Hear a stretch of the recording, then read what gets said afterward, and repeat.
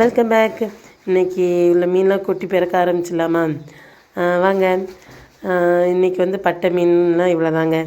So எல்லாத்தையும் மொத்தமாக கொட்டி அதது ரகத்துக்கு வந்து பிரித்து வைப்பாங்க.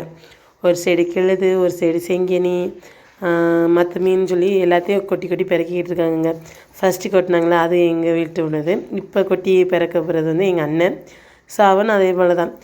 அதாவது வியாபாரத்துக்கு கொண்டு போயில அதது தனி ரகத்தில் உள்ள மீனை தனித்தனியாக பிரித்து கொண்டு போவாங்கங்க. மொத்தமாக கொட்டி ஏலம் போட முடியாது இல்லையா?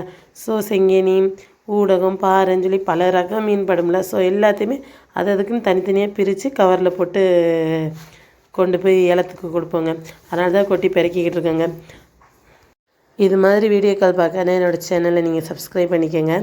இது மாதிரி கடல் சார்ந்த வீடியோக்கள் வந்து இனிமேல் ரெகுலராக போடுவோம். ஓகே, பாய். ஒரு லைக் அண்ட் ஷேர்.